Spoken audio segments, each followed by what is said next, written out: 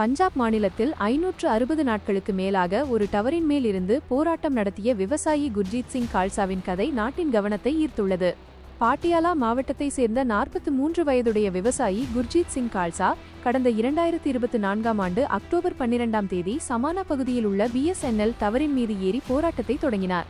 சீக்கிய மதத்திற்கு எதிரான அவமதிப்பு சம்பவங்களுக்கு கடுமையான சட்டம் கொண்டுவர வேண்டும் என்ற கோரிக்கையுடன் அவர் இந்த போராட்டத்தில் ஈடுபட்டார். கடும் வெயில், மழை, குளிர் போன்ற கடினமான காலநிலைகளையும் பொருட்படுத்தாமல் தனது உறுதியை வெளிப்படுத்தினார். 500 நாட்கள் கடந்த போதும் அவர் தனது முடிவில் எவ்வித மாற்றமும் காட்டவில்லை. அரசின் தாமதமான நடவடிக்கையால் தரம் யூத் மோர்ச்சா அமைப்பின் கீழ் அவரது ஆதரவாளர்கள் சாலை மறியல் போராட்டத்தையும் தொடங்கினர். பின்னர் அவரது கோரிக்கையை ஏற்று சட்டமன்றத்தில் மசோதா நிறைவேற்றப்பட்டது. அதற்கு ஆளுநர் ஒப்புதல் அளித்ததையடுத்து அந்த சட்டம் அதிகாரப்பூர்வமாக அறிவிக்கப்பட்டது. இதன் தொடர்ச்சியாக அவரை பாதுகாப்பாக கீழிறக்க முயற்சிகள் தொடங்கப்பட்டன. 560 நாட்கள் நீண்ட இந்த போராட்டம் ஒரு விவசாயியின் அசைக்க முடியாத உறுதியையும் நம்பிக்கையையும் வெளிப்படுத்துகிறது.